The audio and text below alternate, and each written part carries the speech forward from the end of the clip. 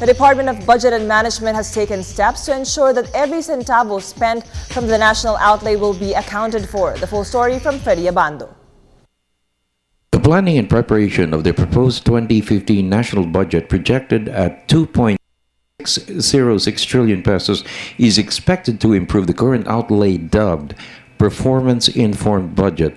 This is the fourth series of the reforms undertaken by Budget Secretary Florencio Abad to promote more accountability, transparency, and the participation of citizens in the budget process.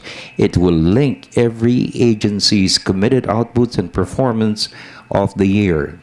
All programs and projects will be spelled out from cost to completion to ensure every peso and centavo spent will be accounted for. We are moving progressively from the performance-informed budget that is measured by outputs, this time around as measured by outcomes. So you have inputs and then outputs and then outcomes. So an example of output is classroom teachers' textbooks. Those are outputs. But ultimately,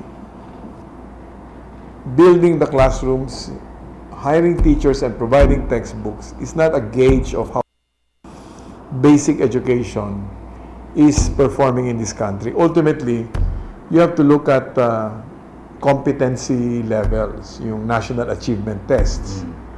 Yung rate of dropouts, is that decreasing?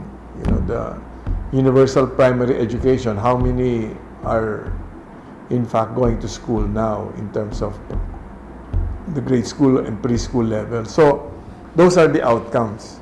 And so next in 2015, the PIB will progress from outputs to outcomes. The current budget is proving to be more efficient and effective in implementing all programs and projects in government. With the special release order and the national cash allotment out of the system of releases, there were no delays in providing resources. That is good news, although normally an expansion of deficit is not seen as positive. But in our instance, that is good because it means the reforms are correct.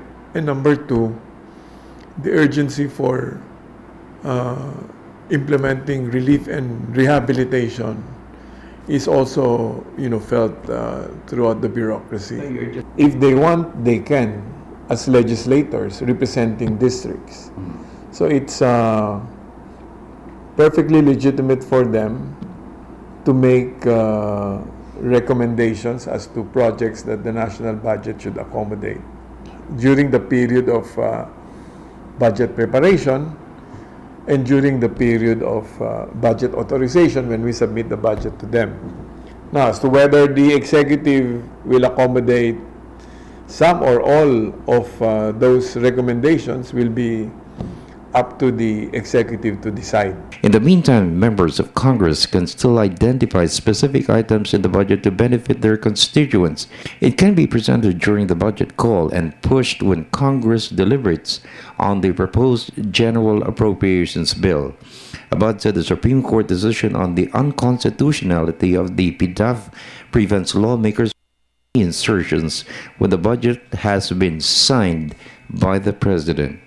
For the People's Television Network, this is Freddie Abando reporting.